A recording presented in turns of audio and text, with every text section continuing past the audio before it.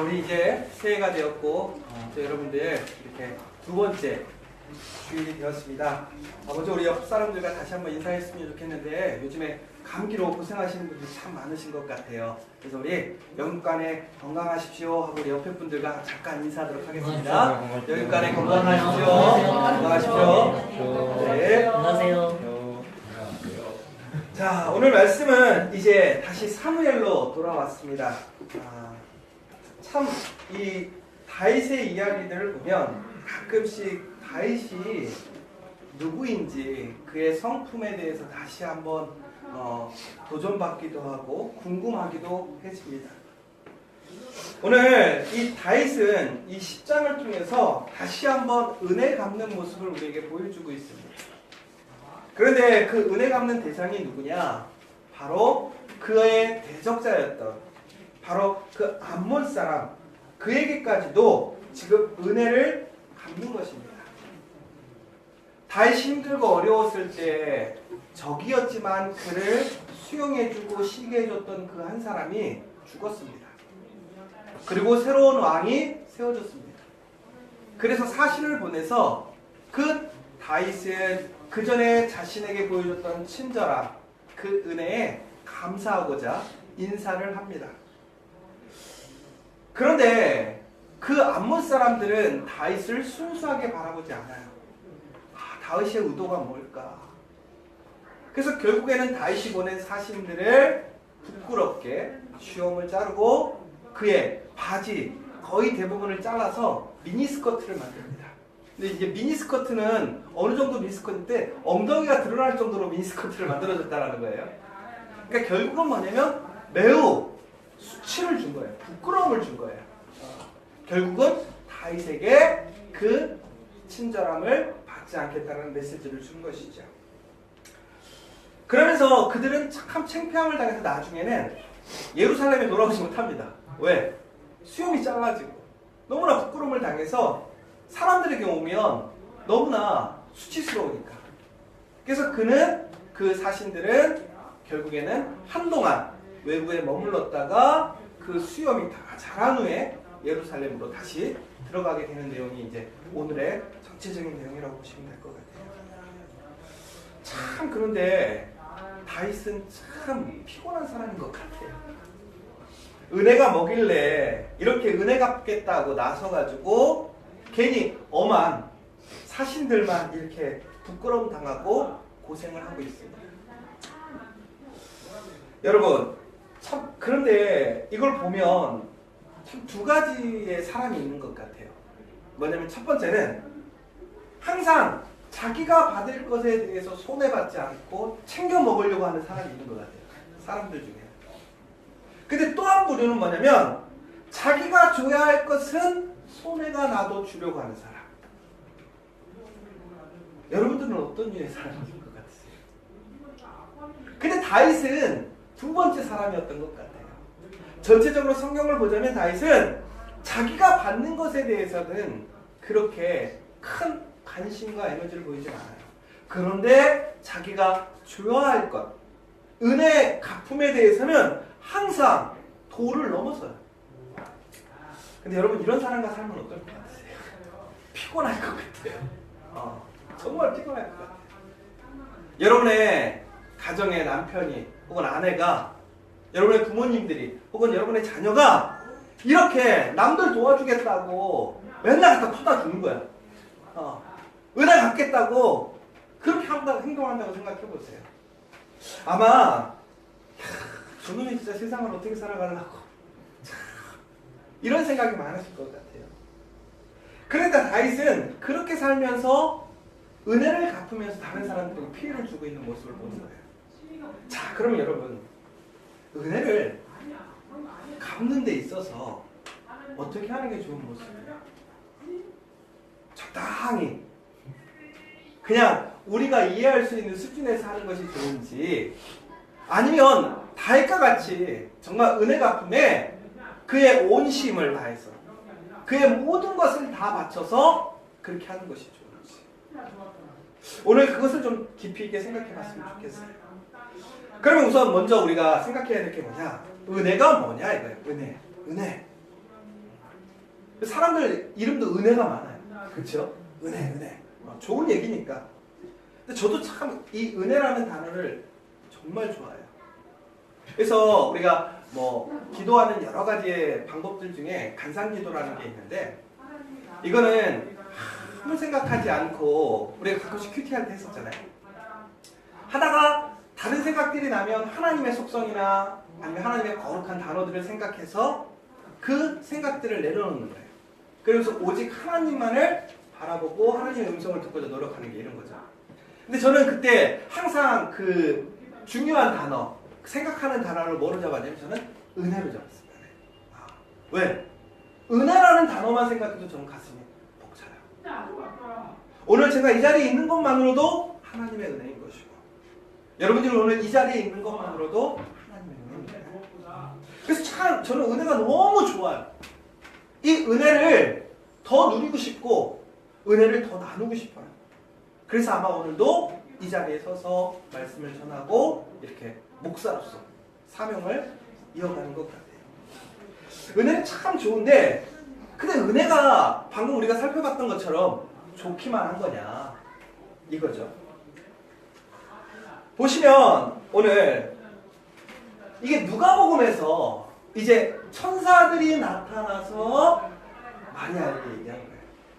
그 애가 들어가 이르되 은혜를 받은 자여 평안할지어다, 주께서 너와 함께 하시도다니. 천사가 마리아에게 찾아왔습니다. 그러면서 뭐라고 그랬냐면 너 은혜 받는 사람이라는 거예요. 그래서 너 평안하라는 거예요. 자, 여러분들이 이때 뭘 기대하시겠어요? 내가 은혜 받았어. 근데 여기서 여러분, 은혜라는 의미를 한번 생각해 봐야 된다는 거예요. 은혜, 이거. 근데 오늘 본문에서 보시면요, 이 은혜라는 단어의 핵심은 뭐냐면, 여러분, 은혜 받았다. 그러면 우리가 뭔가 받은 거잖아요. 그쵸? 돈을 받았느냐, 아니면 뭐 내가 소망하는 일을 이루었느냐, 이런 거예요. 근데 오늘 이 누가복음 본문에서 보면 그런 은혜가 아니었어요. 이 은혜, 우리가 사람들이 생각하는, 일반적으로 생각하는, 기대하고 바라는 그런 은혜가 아니었다는 거예요.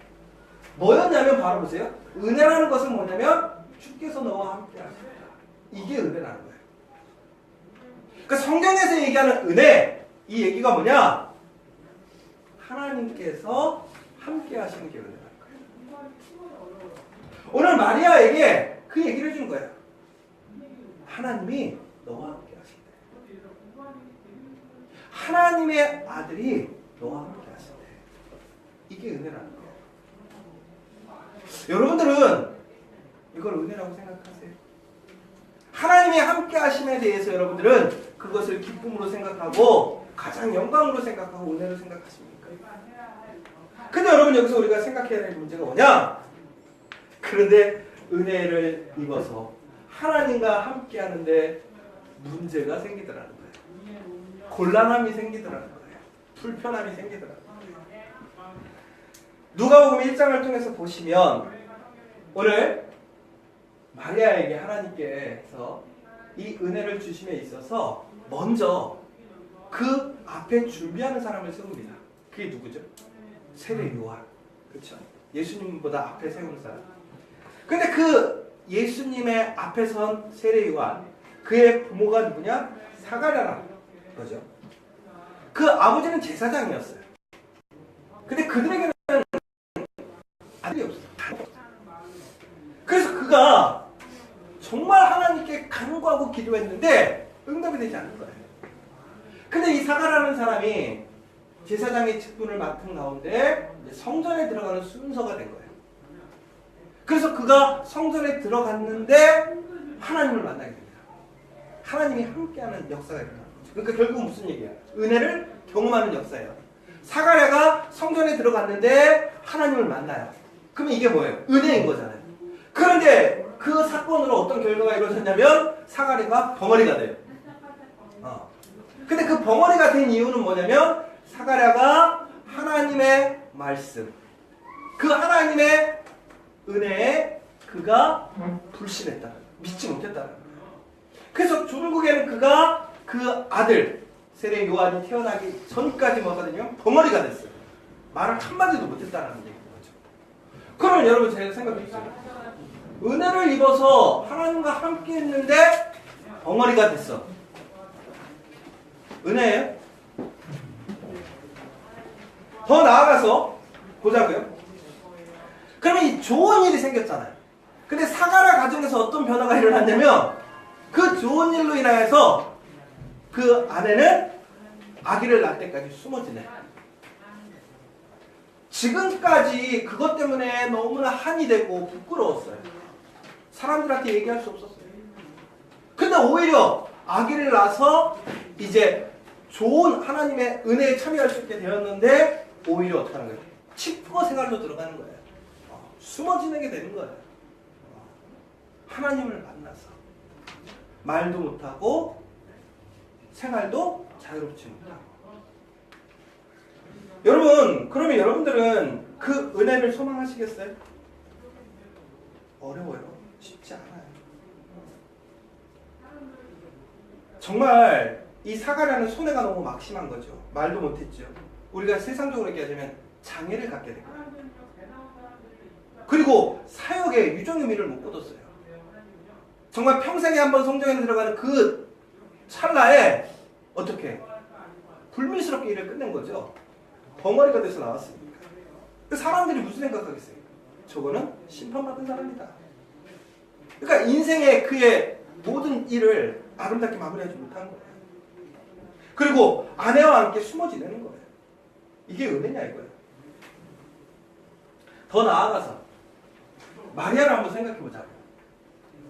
하나님이 마리아에게 오셨어요. 은혜 입은 사람이래요.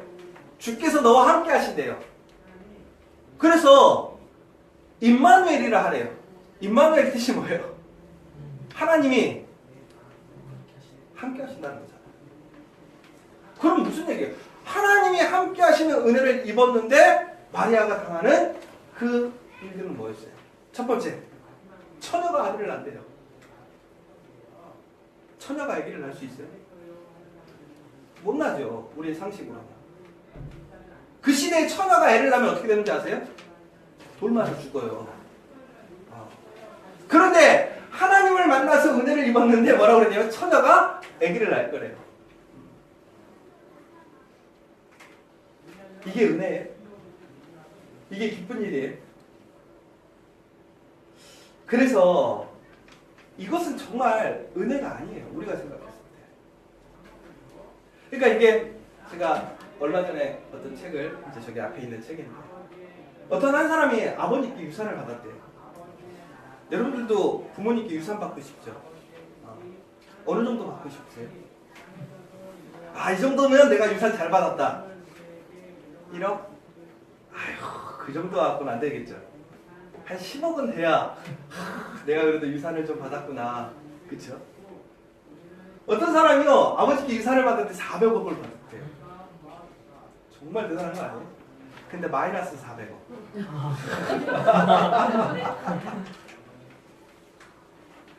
근데 그게 자기가 안 받을 수도 있었는데 그 아버지의 회사가 너무 힘든 상황에서 회사를 받다 보니까 자산 대비 빚이 많아져가지고 자산도 엄청난 거죠. 근데 빚이 400억이 있는 거예요. 이게 은혜예요. 여러분 누군가가 여러분에게 기업체를 준대요. 우리 시은이 여러분, 우리 지저스 커피가 있는데 어떤 분이 우리에게 카페를 진짜 너무나 멋있고 큰 건물을 주시겠다 이거야. 알고 봤더니 빚이 400억이야. 직원회를 해. 받아요 안 받아요? 안 받죠. 이건 은혜가 아니에요. 저주죠. 똑같은 케이스라는 거예요. 지금 이게. 아니 하나님을 만나가지고 은혜라고 하는데 평안할 거라고 하는데 평안을 깨는 일이에요. 이건 분란을 일으키는 거고 사람을 근심케 하는 일이란 말이죠. 그런데 왜 은혜냐? 왜 은혜냐? 여러분 결국은 우리가 은혜라고 생각하는 것은 우리가 원하는 것, 우리가 받고 싶은 걸 우리는 은혜라고 생각하는 거예요. 그런데 하나님이 주시는 은혜, 하나님이 함께 하시는 그 은혜는 우리의 생각과 우리의 기대를 뛰어넘어가는 거죠. 우리의 계획을 넘어가는 거예요. 결국에는 내가 상상할 수 없고 내가 기대할 수 없는 그 모든 것을 하나님은 그 일을 통해서 주시고자 하는데도 불구하고 내가 이해할 수 없으니까, 내가 기대하지 못하니까 은혜라고 생각하지 못하는 거예요.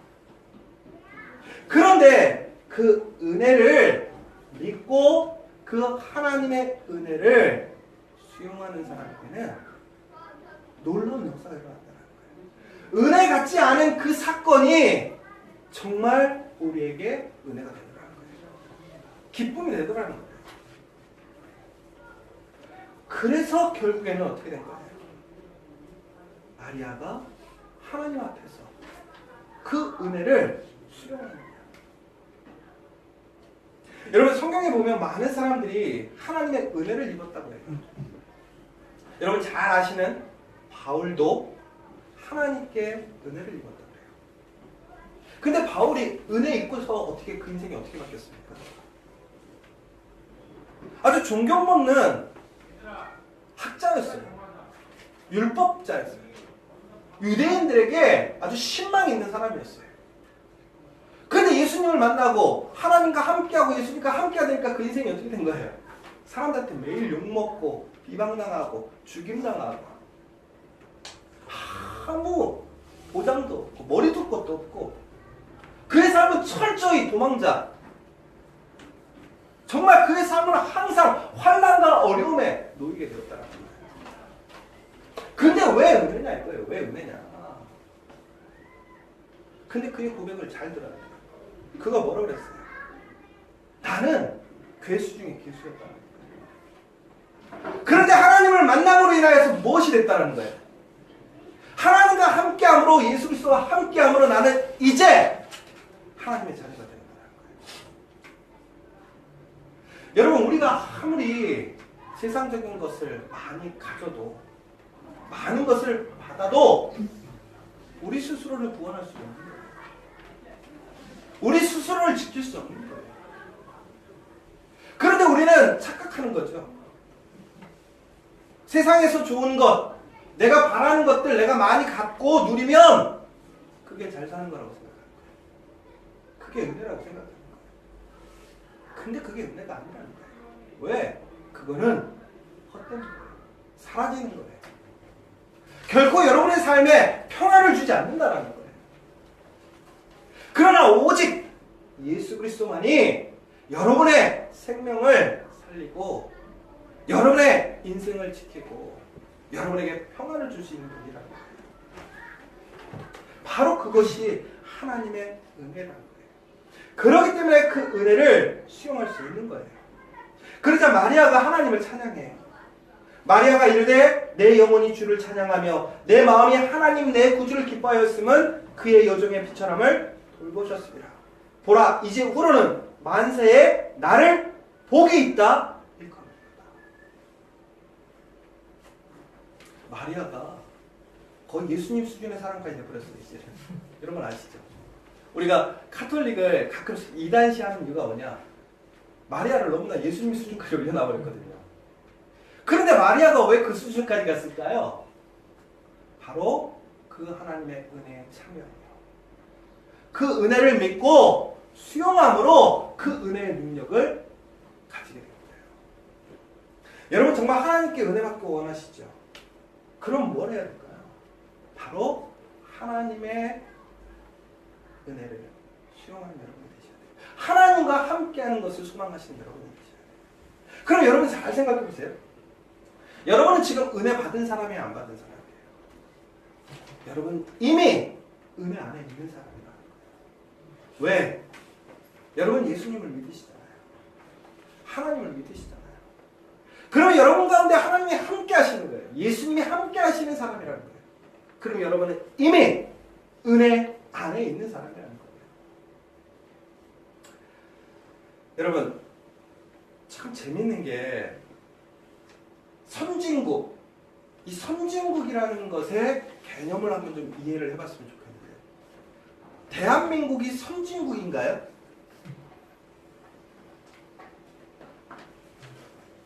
그러면 선진국은 도대체 뭐가 선진국인가요? GNP가 3만 불이 넘어가면 선진국인가요? 그래서 우리나라는 3만 불이 안 돼서 후진국인가요? 아직도 개발도상국인가요? 근데 아이러니한 일이 일어났어요. 얼마 전에 우리나라가 선진국으로 들어갔대요. 알고 봤더니 환율차가 생겼고 우리가 GNP가 3만 불로 넘어가 버린 거예요. 근데 몇 주 있다가 환율이 또 떨어져 버린 거예요. 그래가지고 우리나라가 갑자기 선진국에서 또 떨어졌대요. 왜? 28,000 얼마가 돼가지고. 자, 그러면 이게 선진국이냐 이거예요. 뭐가 선진국이냐? 여러분이 생각하는 선진국은 뭐예요? 뭐 북미, 유럽 이런 곳이 선진국이라고 우리는 생각을 하잖아요. 그럼 거기가 왜 선진국이에요? 기본적으로 우리가 생각하는 GNP를 대비 생각하는 선진국이라고 하는데 그게 아니라더라는 거죠. 그래서 어떤 분이 이 학자분께서 선진국의 개념이 뭐냐? 왜 우리나라 사람들은 선진국 근데 되게 재밌는 게 우리나라의 모든 사람들에게 물어보면 선진국을 되고 싶어요. 근데 선진국이 뭐냐 물어보면 다들 말을 못한대. GNP가 선진국의 기준이냐 그러면 아닌 것 같다라고 해요. 그런데 우리는 항상 GNP를 선진국의 개념으로 이해하고 있어요. 그게 아니라 이 선진국의 개념은 뭐냐면 결국은 돈을 얼마나 많이 버느냐가 아니라 돈을 얼마나 잘 쓰느냐가 선진국의 기준이래요. 돈을 잘 써서 그것이 어떻게 다시 생산이 일어나고 그것이 어떻게 다시 분배가 되고 또 그것이 다시 투자가 되고 그래서 그것이 좋은 사이클로 계속 어떻게 긍정적으로 건강하게 돌아갈 수 있게 만드는 것이 선진국이라고 해요. 그렇게 되면 나라도 잘 살게 되고 개인의 소득도 늘어나면서 그것이 선진국의 하나의 기준처럼 보이게 되는 것이지만 가장 중요한 건 뭐냐면 선진국이라는 것은 얼마나 갖는 게 아니라 얼마나 나누느냐 이거예요. 그럼 결국에 우리가 하나님의 은혜를 입은 사람이라는 것은 얼마나 많은 것을 받은 사람이 아니라 결국 뭐야? 얼마나 많이 나눠줄 수 있느냐. 이게 은혜 입은 사람의 기회가 됩니다.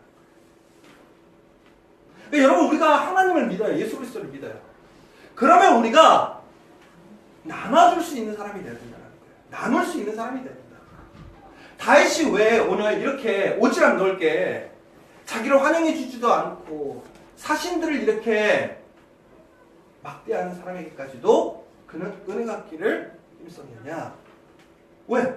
그는 이 은혜를 입은 사람이었기 때문에. 하나님의 은혜를 입었던 사람이었기 때문에 그는 나눠주는 것에 대해서 주저하지 않았어요. 거침이 없었어요. 그럼 결국은 우리가 은혜 입은 사람과 그렇지 않은 사람의 기준이 뭐냐? 이게 참 중요한 것 같아요. 결국은 우리가 믿음의 문제이겠지만 그 믿음을 우리 삶 속에서 증거할 수 있고 우리가 구별할 수 있는 모습이 뭐냐?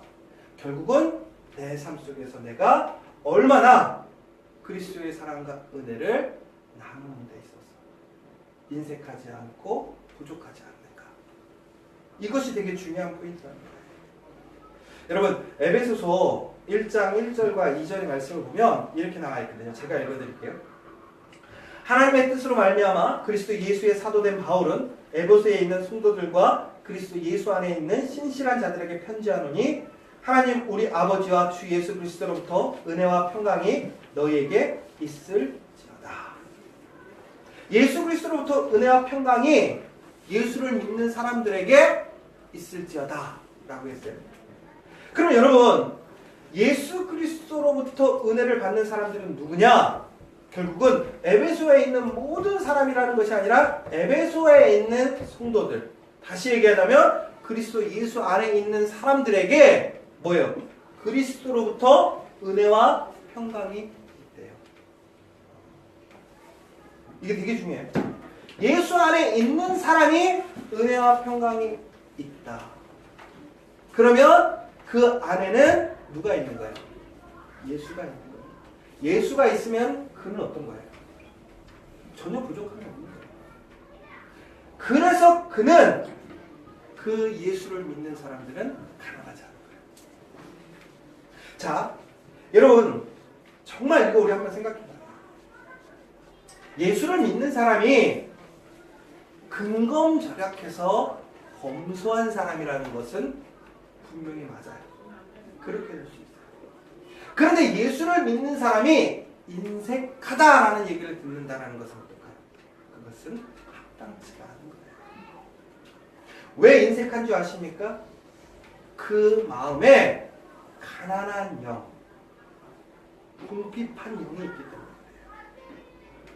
세상의 영이 있기 때문에 그래요. 왜 그러느냐? 결론적으로 우리의 마음이 힘들고 어려운 것은 우리 마음에 의지할 것이 없기 때문에 그렇다는 거예요. 예수님이 정말 우리 안에 계시다면, 예수님이 우리의 아버지시고 능력자이시고 하나님이시라는 것을 우리가 믿는다면 우리에게 부족함이 없거든요. 여러분 시편 23편 다윗이 뭐라고 그랬어요? 내게 부족함이 많다? 없다. 그런데 신기한 것은 그 고백이 어디서 나왔다는 거예요? 그가 도망다니는 광야에서 나왔어요. 아니 실질적으로 다윗이 부족한 게 없었어요? 부족함이 너무 많았다니까요. 매일매일 자기도 먹고 살기 힘들었고 따라다니는 사람들조차 자기가 챙겨줄 수 없어서 항상 힘들고 어려웠어요. 그런데 다윗은 어떻게 그렇게 고백하는 거예요? 내게 부족함이 없다. 뻥쟁이에요. 그냥 어떤 종교적인 삶 속에서 외식하는 모습으로 거룩해 보이려고 사람들에게 난 이렇게 거룩한 사람이야 표시하려고 한 그 얘기가 아니잖아요. 현실적으로 오늘 내가 먹을 것이 없어도 그거 두렵지 않는 거예요. 왜? 하나님이 함께 하시니까. 성경에 보면 뭐라고 나와 있어요? 무엇을 먹을까? 무엇을 입을까? 걱정하지 말라고 되어 있어요. 하나님이 길에 핀 백합화 그 모든 세상에 그 모든 것까지도 다 입히시고 먹이시는데 하물며 하나님을 믿는 너에게 어떡하시겠네. 다윗이요. 그렇기 때문에 부족함이 좀 못해요. 현실적으로는 세상적으로 보면 부족한 사람이에요. 궁핍한 사람이에요. 그런데 오히려 더 넉넉하게 더 인자하게 사랑을 베풀고 간용을 베풀고 용서할 수 있었던 사람이었잖아요. 그가 가져서 다른 사람을 도왔나요? 그가 많은 군대가 있어서 용서했나요? 아니에요. 오히려 쫓기고 가지지 못했지만 하나님이 그와 함께 하시기 때문에 그는 부족하지 않게 하나님의 자녀로서 하나님 자녀답게 그는 살아갔어요. 그러자 그 인생이 정말 하나님의 자녀로서의 인생이 된 거예요. 하나님의 자녀의 권세를 누리는 거고 권위를 누리게 된 거예요. 여러분 결코 육체 안에서 세상 안에 붙들리지 마십시오. 여러분은 하나님이 함께 하시는 하나님의 자녀라는 걸 기억하시고 하나님의 자녀에게는 부족함이 없어요. 지금 비록 내가 그 하나님 안에 있어도 궁핍하고 어려울 수는 있어요. 그러나 그것이 나를 상하게 할 수 없다는 거예요. 내 영혼을, 내 심령을 망가뜨릴 수 없다는 거예요. 내 육체를 망가뜨릴 수 없다는 거예요. 오직 하나님만이 그 모든 것을 주관하시는 것이다.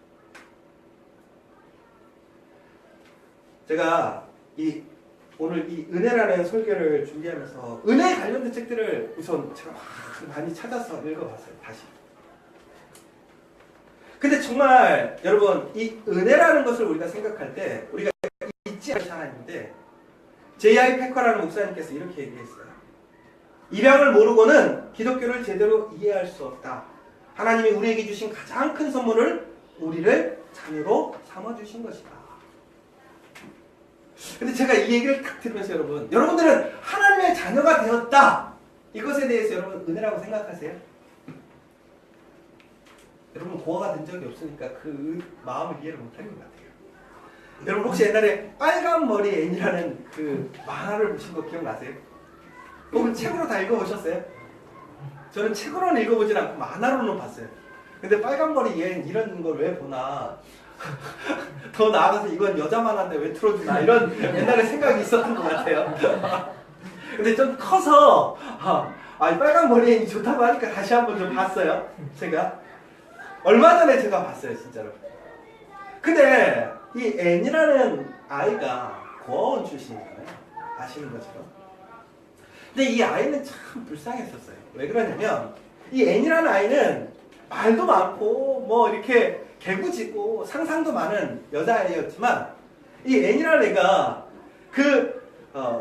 원래 있던 그곳에서 입양이 되잖아요. 근데 그 입양되는 집에 도착했을 때부터 문제가 발생하죠. 왜 그런가 했더니 그 집에서는 남자아이를 원했던 거예요. 왜? 농사를 돕거나 집안일을 돕기 위해서는 여자는 별로 의미가 없었다는 거예요. 그 시대에. 남자가 일꾼의 노동력의 한 부분을 담당할 수 있으니까. 그리고 그 N을 입양했던 두 남매는 이제 나이가 들어감으로 인해서 자신들의 노후를 이제 누군가가 책임져야 되는 상황이 됐었어요. 그래서 남자아이를 원했는데 이게 실수가 돼가지고 여자아이가 온 거죠. 근데 그 여자아이는 이 애는 그 사실을 몰랐던 거예요. 그러면서 그 집에 가는 사이에 그러면 얼마나 들떠서 감사하고 좋은지 몰라요. 그러면서 이렇게 얘기해요. 자기는 고아원에서 너무 슬펐대요. 왜? 사람들이 다 남자들만 좋아해서.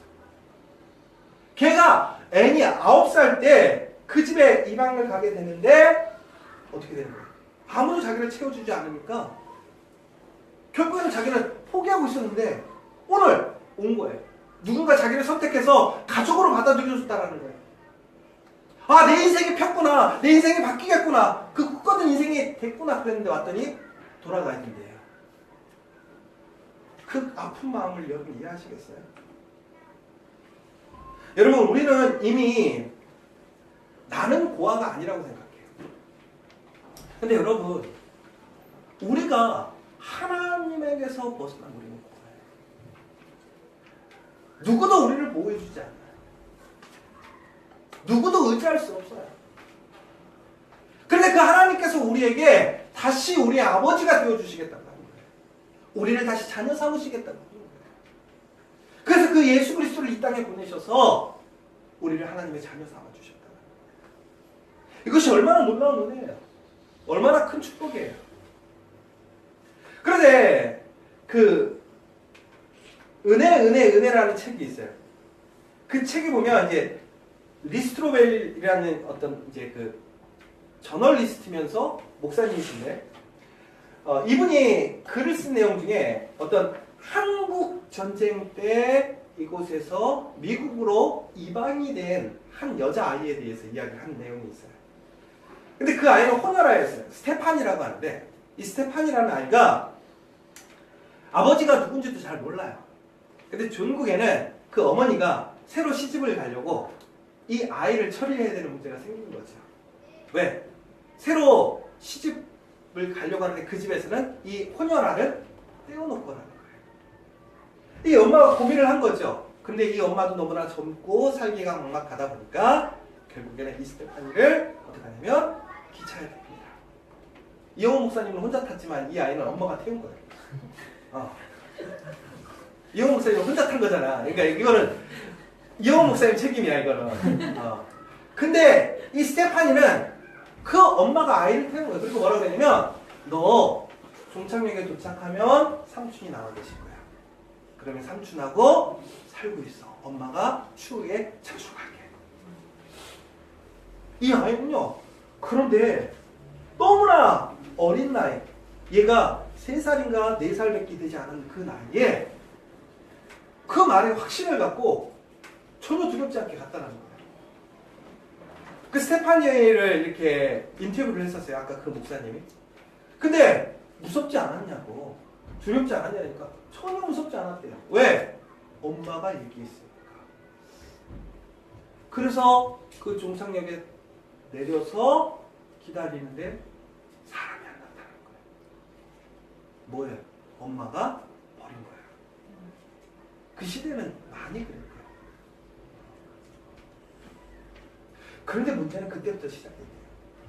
이 스테파니가 돌아다니기 시작하는데 이 역장이 나와가지고 그러는 거예요. 이 스테파니에게 뭐라고 그러냐면, 야, 티기가 무슨 얘기인지 아세요?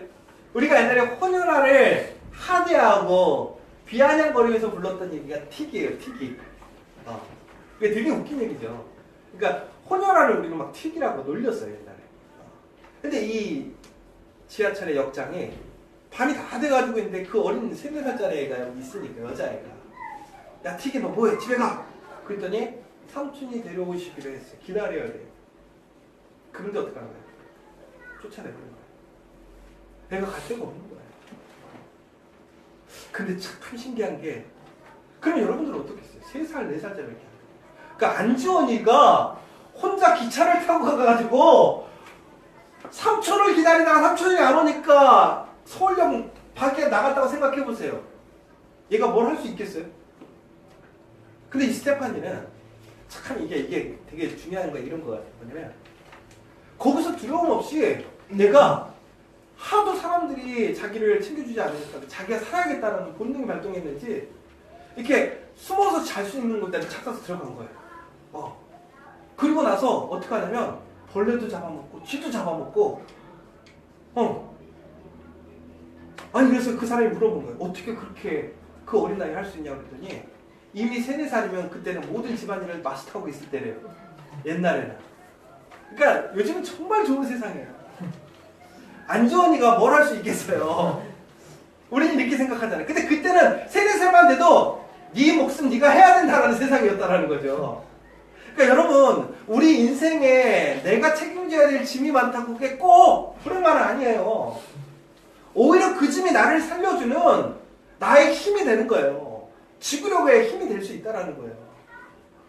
근데 이 스테파니는 이제 그렇게 하다가 결국엔 어떻게 되냐면 그렇게 노숙 생활을 하는 거예요. 아무도 걔를 안 챙겨준다는 거예요. 왜? 혼혈하니까. 이게 한국 사람만 돼도 고아원도 데려가고 이영호 목사님 말처럼 거지라도 써먹을 텐데 혼혈하니까 써먹을 데가 없다는 거예요. 그런데 어떤 사람들이 그 아이를 잘 데려가 준 거예요. 그러더니 처음에는 밥도 잘 먹이고 그러더니만 결국엔 걔를 성적인 도구로 쓴 거예요. 그 어린 아이를. 그러다가 이 아이가 거기서 도망 나왔어요. 그러면 걔는 온갖 각처를 그냥 그렇게 돌아다니고 훔쳐먹고 노숙하고 아니 그 혼혈아이 같은 애가 지저분해가지고 그러고 돌아다닌다고 생각해보세요. 마을에서 환영받겠어요? 마을마다 걔가 들어오면 쟤는 죽여야 된다고. 쟤는 불행의 씨앗이라고. 묶어놓고 죽이려 하고 그러면 그때마다 선량하는 분들이 와서 놓아주고 도망가라고. 그 인생이 항상 이렇게 버림받고 위협받고 이렇게 인생이 풀리지 않게 사는 거예요. 그러다가 결국에는 그때 콜레라가 유행했대요. 근데 거지들이 몰려있는 곳에서 같이 생활을 하다가 결국은 콜레라에 걸린 거예요. 이렇게 죽는갑다 이러고 있었는데 그때 선교사로 와있던 한 간호사가 그 아이를 봤는데 이 스테파니를 봤는데 스테파니가 한 9살쯤 된 거예요. 이제 컸으니까 시간이 지나서. 근데 이 스테파니가 어떻게 된 거예요? 보니까 가망성이 없는 거예요. 그래서 그냥 어린아이, 좀 더 연약하고 사랑력이 큰 아이를 데려가려고 하는데 갑자기 하나님의 음성처럼 그 아이를 보라는 마음이 왔어요. 그래서 신기하다 싶어서 그냥 걔를 들쳐매고 그를 보건소에 데려다주고 끝낸 거예요. 근데 스테파니가 거기서 기적적으로 살아났대요. 그리고 나서 그 아이가 이제 그곳에서 생활을 하다가 이제 고아원에 아기를 돌봐주는 그 자리로 가게 된 거예요. 참 그 인생이 기뻐하죠. 9살인데. 그래서 그날 이제 고아원에서 일을 하면서 얘는 처음으로 인생의 편안함을 느낀 거예요. 고아원에서 식모살이 하는데 자기 인생에서 가장 좋은 날인 거예요. 왜? 따뜻한 곳에서 밥 3끼를 먹을 수 있는 거예요. 근데 바로 그때 미국인 선교사 부부가 남자아이를 입양하러 왔대요. 아이를 이렇게 안아가지고 자기 볼에 막 싸들고 이러고 있는데 그 아이가 그 스테파니가 그 모습을 보면서 참 신기하고 경이로웠대. 왜? 아기를 그렇게 사랑해주는 사람을 처음 본 거야. 자기는 항상 어땠어요? 사람들에게 버림받고 백척당하던 그 아이였는데 전혀 얼굴도 보지 못했던 사람이 그 아기들을 그렇게 사랑스러워하고 안고 비비는 걸 보고 참 부럽다. 이런 마음도 속으로 살짝 든 거예요. 그런데 그 아이가 갑자기 그 미국 선교사가 그 스테파니를 보게 된 거예요. 9살짜리 애를. 막 지저분하고 이렇게 땡 꼬질꼬질하는 애를 보게 된 거죠. 근데 걔를 보면서 얼굴을 쓰다듬어 준 거예요. 그러니까 그 선한 의도로 아이고 이쁘게 해주려고. 근데 스테파니가 깜짝 놀란 거예요. 왜? 처음으로 사람의 손길을 따뜻한 손길을 접촉해 본 거죠. 근데 스테파니가 이때 너무나 당황한 나머지 반대 행동을 했어요. 갑자기 성경에서 침을 탁 뱉더니 욕을 막 하고 왜 맞아 이 새끼 아니고 도망가 버렸다는 거예요. 그러니까 이게 얼마나 웃긴 얘기예요. 그리고 도망가갖고 장롱 속에 숨었는데 농 속에서 후회했다는 거예요. 내가 지금 도대체 뭘 한 거지? 내가 왜 침을 뱉었지? 욕을 했지? 그리고 나서 그런 복잡 미묘한 감정에 있는데 갑자기 어느 날 그 부부가 왔대요. 그들이 갑자기 스테파니를 입양을 가겠다고 했대요. 그 스테파니가 이해가 안 되는 거예요. 내가 한 거랑은 침 뱉은 거고 욕한 거밖에 왜 나를 데려가지? 근데 그러면서 자기가 뭐라고 생각했냐면 나를 식모로 쓰려고 하는구나. 그럼 내가 거기서 식모 생활 열심히 해서 살아야 되겠다. 정말 고맙다. 나를 식모를 뽑아줘가지고.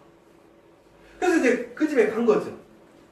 근데 되게 재밌는 건 그 사람들은 그 아이를 식모로 데려간 게 아니라 뭐로 데려간 거예요? 딸로 데려간 거예요. 딸로. 그런데 이 스테파니는 그렇다고 생각을 못했던 거예요. 그런데 그곳에 가서 그 두 사람이 정말 정성을 다해서 아이를 돌봐주고 정말 그에게 사랑을 쏟았는데도 불구하고 이 스테파니는 이해하지 못하는 거죠. 왜? 자기가 뭐라고 생각하는 거예요? 식모라고 생각하는 거예요. 근데 뭐라고 생각하면 식모에게 좀 과하게 해주는구나. 나 식모인데 왜 이렇게 친절하게 해주지? 왜 나를 안 때리지? 왜 나에게 좋은 옷을 입히지? 왜 나에게 일을 안 시키지? 내가 식모인데. 그러니까 얘는 더 불안한 거예요. 왜? 식모니까 식모 일을 해야 되는데 쫓겨날까봐. 그런데 걔가 이제 길거리를 나갔는데 한국 사람들, 특히 아이들이 스테파니를 딱 보더니 막 달려들더래요. 그러더니 걔한테 뭐라고 하냐? 야! 여기 미국 버터 냄새 나! 스테파니한테.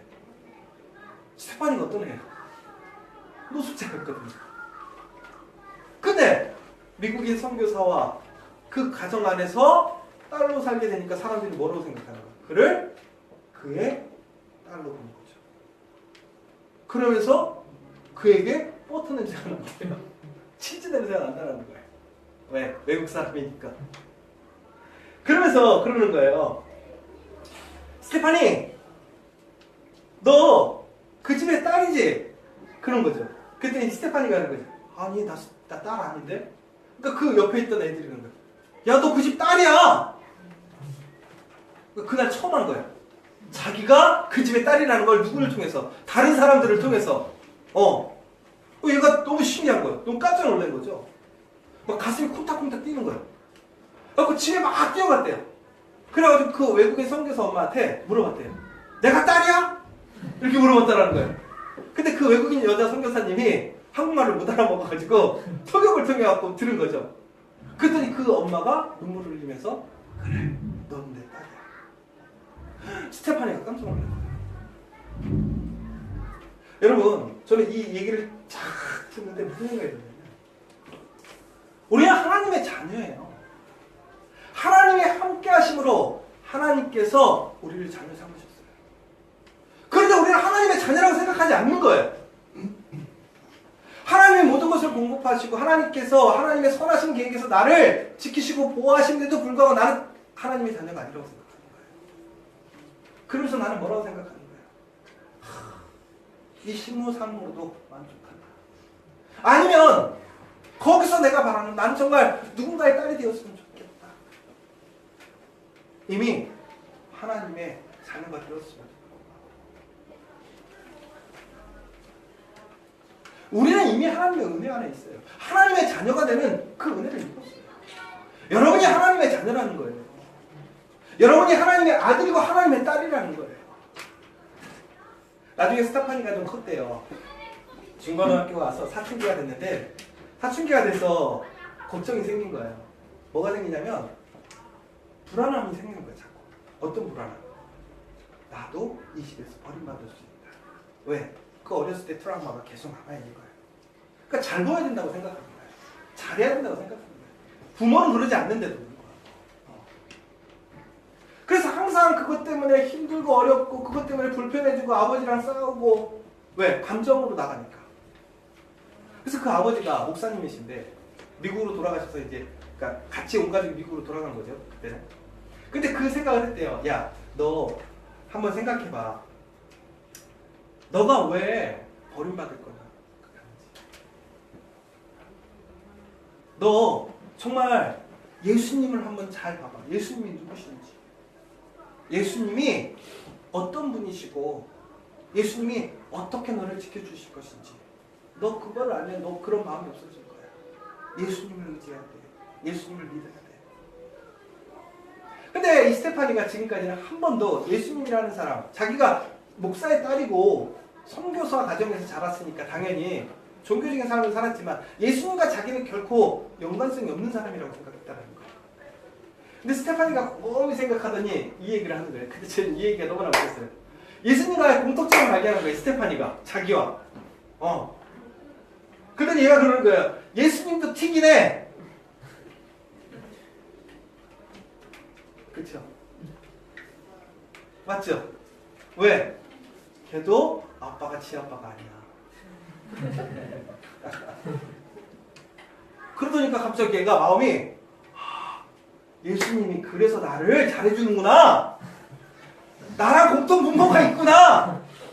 그때부터 예수님이 믿겨지기 시작하더라는 거예요. 여러분 왜 예수님이 이 땅에 인간의 몸으로 오셨나요? 여러분과 같아지려고 하는 거예요. 여러분에게 그 하나님의 사랑을 주시기 위해 이 땅에 오신 거예요. 그래서 우리와 함께 하시겠다고 약속하신 거예요. 그런데 왜 우리는 가난하게 살아야 돼요? 왜 우리는 궁핍하게 살아야 돼요? 인색하게 살아야 돼요? 여러분, 하나님이 여러분을 자녀로 삼으셨어요. 그리고 예수님께서 여러분에게 그 사랑을 확증하시기 위해 이 땅에 오셨고 여러분의 구원자가 되셨다는 거예요. 이 은혜를 기억한다면 우리는 오늘 다시 한번 다윗과 같이 그 은혜를 나눌 수 있어요. 그 은혜를 나눔으로 인해서 오늘 결론이 어떻게 되었느냐? 다윗은 비록 그 사신들이 불편함을 당하고 정말 수치를 당했지만 종국에는 어떻게 했어요? 하나님께서 그 암몬을 멸하시고 다윗의 나라가 확장되고 온전히 세워지는 역사를 보여주셔요. 군사력으로는 부족했어요.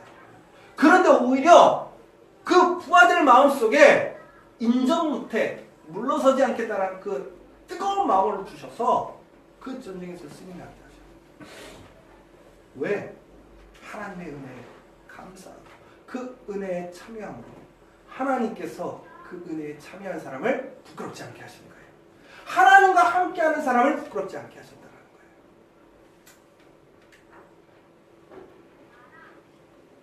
서울의 전경이에요. 이건 제가 어제 만든 거예요. 근데 서울이 은혜의 도시라고 생각하세요? 여러분 서울은 죄악의 도시예요? 은혜의 도시예요? 죄악의 도시예요. 근데 아이러니하게 서울이 은혜의 도시인 이유가 있더라는 거예요. 왜? 로마서 5장 20절에 보면 죄가 더한 곳에 은혜가 더욱 넘쳐나요. 서울은 분명히 죄의 도가니에요. 그런데 그 죄보다 더 큰 하나님은 뭐가 있다는 거예요? 은혜가 있다는 거예요. 예수님이 함께 하시면 이곳은 은혜의 도시라는 거예요. 여러분의 삶이 아무리 어렵고 힘들어도 하나님이 함께 하시면 여러분의 가정은 은혜의 가정이 되는 거예요. 은혜의 직장이 되는 거예요. 이 사실을 기억하세요. 그래서 정말 하나님의 그 은혜가 임재하고 차고 넘칠 수 있도록 여러분들 힘쓰시는 2017년이 되셨으면 좋겠고, 무엇보다 2017년 정말 많은 난관과 어려움이 있어요. 정말 많이 느껴요 지금. 그러나 그 난관과 어려움보다도 하나님의 은혜, 하나님이 함께 하시면 그 모든 것을 이겨냄을 기억하시는 여러분과 우리 커피와 교회가 되기를 간절히 소망합니다.